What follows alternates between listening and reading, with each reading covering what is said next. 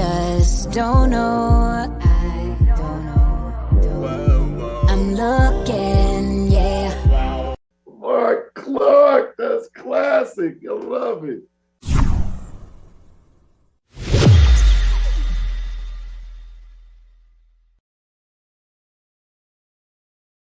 And welcome to the show. What is going on Wednesday? It does not feel like a Wednesday. It does not feel like a Wednesday, but feel like it or not, it is happening. Welcome to the show, all those who are watching live and all those who are watching at another date or time. I appreciate you. If you have not subscribed to the channel, please do so. Subscribe to the channel. Today we're focused on motivation. Bootsy Vegas is not in. He's getting those chompers tightened up. Those beautiful new white chompers are being tightened up, so he's not with us this morning. So it's just going to be me and you, baby, and I'm about motivation today. I'm going to actually feature some of my favorite motivators, some of my favorite motivators I'm going to feature today. And so we're going to start it. We're going to start it with a motivator that is, you know, he's definitely old school. In fact, you know what? Let's start. I'm going to start with one of the first motivational speakers I've ever heard and actually met. And he is still doing it in his 70s, still doing it after all these years. The irrepressible Les Brown, reminding us and giving us some strategies to be motivated. A lot of people are saying, E, I'm scared. What if I do it and I fail? E, I'm scared, E. E, I want to do it. I'm gifted. Okay, actually, I'm messing up already. Actually, we're starting off with, this is actually a new motivator, Eric Thomas, E.T., and he's talking about dealing with fear. So actually, I guess I'm going to go in reverse. Start with the newer speakers first, but Eric Thomas, dealing with fear and fighting through fear. I'm gifted. I'm talented. I know I can write that song. I know I can produce that album. I know I can do that CD. I know I can write a book. I know I can get that degree, but I'm scared. So I'm telling you, in life, you start running from a class, you start running from a subject that you don't like, it will haunt you for the rest of your natural life. It ain't going nowhere. But if you go after the fight, if you approach the challenge, you have a much better chance of winning. This the fight of your life, baby. Are you hearing me? This the fight of your life. This the fight of your life. And listen to me, if you're gonna win the fight of your life, you can't be afraid to fight, all right? Some things don't come. They just not gonna come to you because you want it as bad as you wanna breathe. After you want it as bad as you gotta put up the dukes, baby. And you gotta be willing to fight that thing out. Are you hearing me? Fear, you are not gonna stop me. I'm not listening to that voice. I'm not listening to fear. I'm gonna move by faith. I've come too far to give up now. You got greatness all inside of you. You got greatness all inside of you. But your problem is you a scaredy cat. You soft. And every time it get hard, you quit and you give up. And I'm telling you, if you would be willing to fight your way through it, if you would be willing to fight your way through this battle, fight your way through cancer, fight your way through that academic struggle, fight your way through divorce, fight your way through it. If you are willing to fight your way through that singing career, fight your way through boxing, fight your way through football. If it was easy, everybody would do it. Eric Thomas with those massive, powerful words. And again, I always talk about it with Bootsy Vegas, to actually have somebody who has 2 times had to fight cancer. The mindset and what comes from that is so amazing, isn't it? And I know everybody, all of us, we have our ups and we have our downs. We have those moments.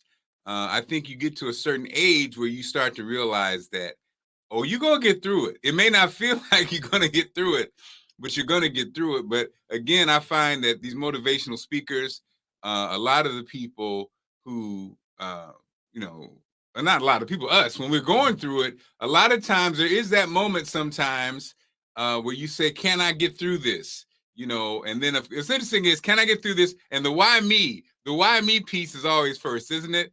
when you get that bad news, when you get that tough situation, when you get that place in that certain space. Why me, Lord? Well, we don't say that when we're winning, though. We don't say that when we get that big blessing, right? But sure enough, we say it when we're faced with something. Why me, Lord? But, that's a reminder that you got to fight through it. And to be honest, I see what happens as you get older and you've had more victories and you faced more things. You understand that, yes, you know you are going to fight and you're going to get through it. It's just a phase, and that's the thing, that as you get older, these lessons that we learn. And that's something that, to be honest, with kids, the hardest part is that, when you think you have it all figured out, which most of them do, and they haven't, and they're not really, sometimes they run from the fight. Sometimes they don't realize that if you go into that fight, if you face your fears, it makes you a better person. And it also arms you with tools. So when it comes up again, and it will, you can fight and face it. Correct? All right. So again, we're moving on. It is Motivation Wednesday. Just a little bit of positive energy, just a little bit of push to get you through. And these are some of my favorite speakers. Let's see who's up next, because I didn't label them. So let me see who's next up. It's never that pleasant to talk about the negative, but we got to talk about it because life. Okay, Jim Rohn. Jim Rohn, again, is one of the legends. I got Jim Rohn. I'm going to do Les Brown, and I got a surprise to wrap up. Jim Rohn is one of the legends. He inspired, I guess Tony Robbins is considered one of the most popular, most powerful. He was influenced by Jim Rohn. What I love about his presentation is how he delivers it, that kind of like folksy, personal delivery. And, kind of like giving you that insight, that little push that you need, but subtle. And his approach, and to be honest, as I work on my approach, I try to stay positive. But in this message, he talks about it's okay. Negative happens, and how to manage your negative feelings and thoughts when you get them. Life is part negative. These attitude diseases are like weeds that grow in the garden. It's a normal part of life. Here's a good phrase to note. Negative is normal. It's not successful, but it's normal. It's part of life. And here's the next key, in my opinion. You must learn to handle the negative. Don't ignore it. Handle it. Now, I know some people teach the other way. And listen to them, and listen to me, and then make up your own mind. Right? Don't be a follower, be a student. But I say you got to handle the negative. You don't have to live in it. You don't have to dwell on it, but you do have to handle it, my opinion. I know some people teach, just turn your head real quick and say, there's no weeds, there's no weeds, there's no weeds. They'll take your garden.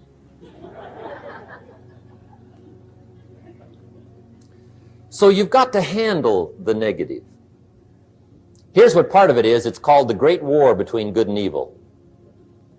And there is a war on. The minute you were born, you got involved in the war between good and evil, between darkness and light, between negative and positive, between evil and good, between tyranny and democracy, between weeds and human activity. I mean, the war is on. If democracy sleeps, guess who never sleeps? Tyranny. In the absence of light, guess what's automatic? Darkness. If good does not arouse itself and become active, guess what moves in? Evil. It's a war. A mental war, a physical war, a financial war, between enterprise and ease, between accomplishment and failure. It's a war. That's why there's an Old Testament phrase that gives the best advice for human activity when it says, 6 days labor, 1 day rest. Now, I'm sure we've taken that to mean, don't work all 7 days, take one off. Here's what it also means, only take one off, or you're liable to lose the war. Enterprise is better than ease. If you rest too long, the jungle overtakes the village. Now here's the good news about the war between good and evil. Evil is no match for good, but good must be active. Weeds are no match for human activity, but if you stand still, how far in will they come? All the way. They'll grow right up around your shoes. But if you get busy, how far back can you take them? As far as you wish. They're no match, but you must be active. That's why the 6 and 1. Make sure you're not losing the war by taking off too much. Guess what the average years are after retirement? 6.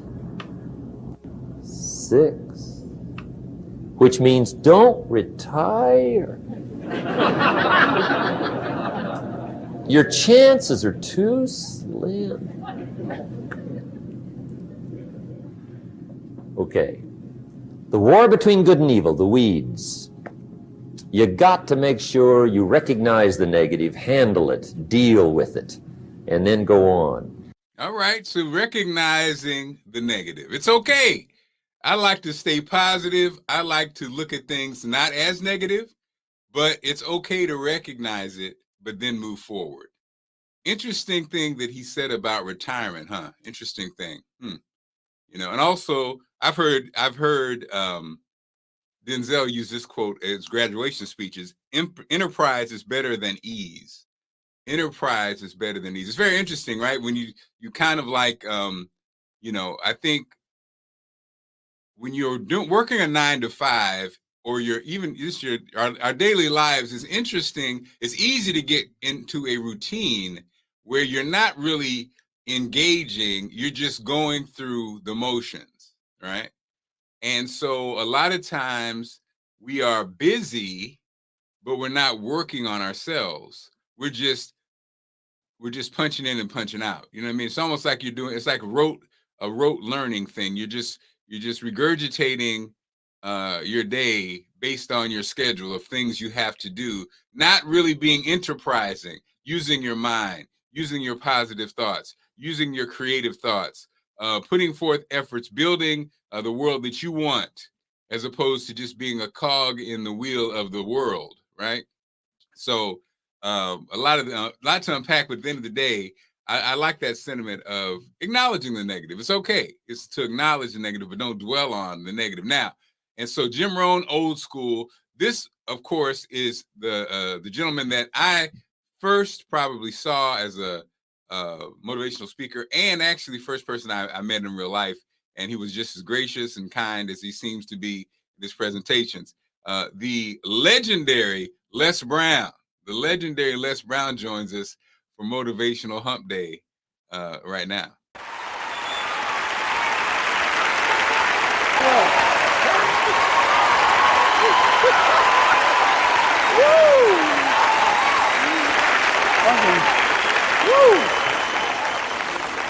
Oh, y'all look good. I want you to look at something right now. Think of some major goal you want, or maybe it's one you're already working on and you have experienced a lot of setbacks, a lot of defeats. You've experienced a lot of disappointment. Maybe you've already given up. And maybe you just need a little fire, a little encouragement to get back in the game again. Here's what I want you to look at. There are winners, and there are losers, and there are people who have not discovered how to win. And all they need is some coaching. All they need is some help and assistance, just a little support.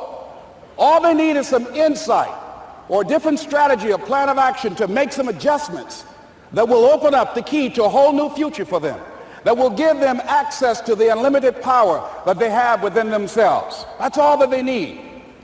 So what I want you to do is think about something you want for you, that's real for you, that's important for you, that will give your life some special meaning and power. And I don't even want you to say, I can do that. I don't want you to assume that. See, 5 years ago when I started out in this area, I would not have been able to make the mental leap that I would be up to where I am right now. I don't want you to begin to just psych yourself out. No. I want you to be able to say something to yourself that will enable you to maintain a level of integrity with yourself. That when you say this, even when you face tremendous setbacks, it will be a benchmark to keep you in the game, to keep you moving forward and experimenting and readjusting your strategy and your plan of action, continuously looking for ways to win. So what is that something? When you got an idea you want to move on, you might not have the money, you might not have the education, you might not have the support or the resources you need. What is that something that can keep us going, that will enable us to act on our dream? What's one of those keys that will begin to help us to discover the secrets to our dream? Here's what I want you to repeat after me, please, with power and conviction. Say, it's possible. It's possible. That's all I want you to do when you look at your dream. Just say to yourself every day, it's possible. Just say that every day to yourself, it's possible. Because what does that do? See, it begins to change your belief system. See, the way in which we operate, ladies and gentlemen, it's a manifestation of what we believe, what's possible for us. Whatever you've done up to this point, all that it really is a duplication, it's a reproduction of what you believe subconsciously that you deserve and what's possible for your life. Most people operate out of their personal history, out of their memory, things they've done, things they've experienced, things they've seen, things that they have observed. What I'm suggesting that you operate out of a larger vision of yourself. I want you to see yourself doing what you want to do, experiencing what you want to experience, having what you want to have, doing what it is that gives your life some meaning and value. Operate out of your imagination, not your memory. Because whenever you look at where you want to go, I'm wanting to warn you, you will have some conversation back here after you go through the data that you've experienced in life saying you can't do it. And so what you want to begin to do is ignore that inner conversation. Well, most people, ladies and gentlemen, when something happens to them, what they do is they begin to believe that that's the way it is. That's the way it's always been. And they can't see the possibility of it being any different. Example, before April 1954, the common belief, the universal belief, because it had been tried again and again and again, and people had failed, the belief was that man was not physically capable of breaking the 4-minute barrier, that he could not run a mile in less than 4 minutes. That was the belief on the planet. It had never been done. But here's what happened, ladies and gentlemen. Roger Bannister came along, and he broke the 4-minute barrier. And again, that's the amazing Les Brown. And we're talking about really getting into the habit of changing your mindset. I love what he said, not based on the past, based on imagination, unlimited imagination. Good morning, family. And so, interestingly enough, this kind of mindset. So my late father-in-law, Allison's dad, was a minister, and he studied, and it was called Unity. Not the Unitarian Church, but Unity. And so what I'm just really discovering is most of the teachings from Jim Rohn to Les Brown to Tony Robbins, it really came from actually basically the same place. You know, the laws of attraction, what people are talking about now, The Secret, manifestation, all these things. My father-in-law introduced them to me because, you know, I was his caregiver and, of course, his son-in-law and his friend. And so I got a chance to really learn about unity and what the church was all about. And what I started noticing, and now you see more and more people talking about, you know, laws of attraction and prosperity ministry and not being afraid of money. And when I hear Les Brown, I hear different speakers, I can hear what they're talking about because my father-in-law, again, was a student of it with Unity. Now, shout out to one of my friends and one of my guests and one of our viewers, Sandra. Sandra sent me a clip from, those of a certain age will remember, Reverend Ike. And Reverend Ike, I knew of Reverend Ike as almost a caricature. I wasn't familiar with his work and his speaking and stuff. But then when Sandra sent me the Reverend Ike clip, I was like, wow, he is really talking about the same thing my father-in-law was talking about. And so what I realized was, again, Reverend Ike and that generation, they were talking about this same thing. And then other people to this day now use it. It's becoming more and more popular.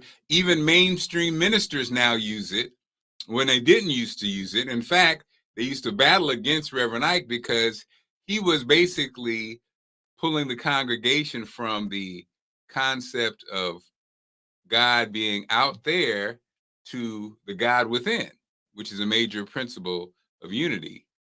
The God within you, And so back then it was frowned upon by many of the mainstream churches, but now it's embraced. And so to wrap up the show, I wanted to play for you a clip, The Secret to Visualization. It's Reverend Ike. And if you've never heard him before, he's very showy, much like a peacock, but he's a brilliant guy. And what he's saying, I believe in. And again, I'm not forcing this on anybody. I'm just sharing it for some motivation and just for a different way of thinking of things if you haven't thought about it before. But wrapping up our Motivation Wednesday, getting over the hump, is the Reverend Ike. It doesn't matter how much religion you have. You're lost in spite of your religion until you learn to use your mind. It doesn't matter how much formal education you have. A man is ignorant until he learns to use his mind in order to be, to do, and to have the good which he desires. We have approximately 7 more minutes in this service before I pronounce the benediction. The next 7 minutes are going to be 7 of the most important minutes in this entire service. And please listen, because I want you to receive the results of this. I'm going to take you through a visualization prayer treatment now for your health, happiness, love, success, prosperity, and even money. And I'm going to show you and tell you how to continue to use this mind power technique of visualization to bring you the good which you desire. Because one of the most effective techniques of mind power is visualization. Let me hear everyone say visualization. Visualization. Say it again. Visualization. What is visualization? Visualization is using your imagination to see and feel yourself being what you want to be, doing what you want to do, and having what you want to have. I want to say it again because I'm going to take you through this process now. Visualization is using your imagination to see and feel yourself being what you want to be, doing what you want to do, and having what you want to have. This visualization prayer treatment is going to take me about 3 minutes to take you through. I'm going to ask some of my distinguished colleagues, Dr. Jensen, Dr. Miller, would you bring this chair out here and sit it about right here for me? We're going to be somewhat informal about this. But listen, it's very important. This will last about 3 minutes, but I don't want any walking from this point to the benediction. From this point to the benediction. Because I want to teach you visualization, and I want you to use this visualization process that I'm about to teach you every night before you go to sleep. From now on, make this your practice, and you will be amazed at the results that you will get.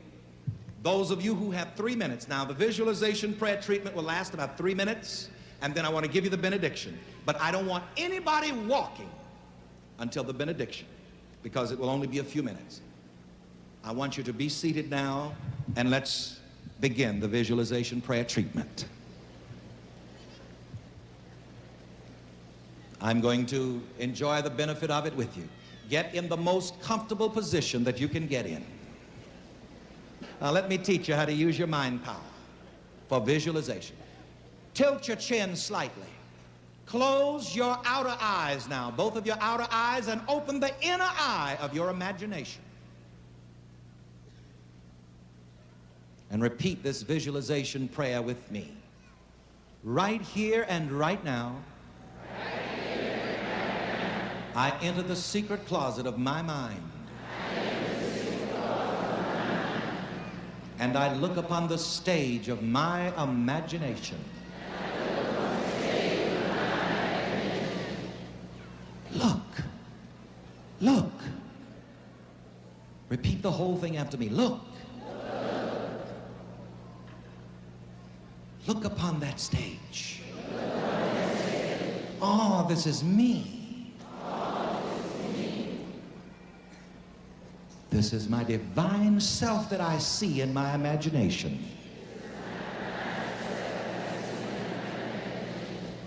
Oh, my divine self is so beautiful. My divine self is so wonderful. My divine self is so loving and beloved. I see my divine self. Thank you, Father. I see myself as a healthy person. I visualize every limb of my body working correctly.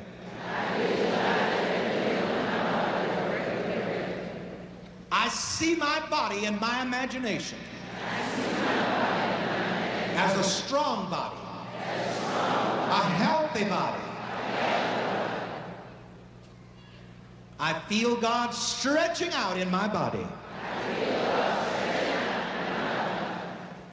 And everything that is not like God drops away from me.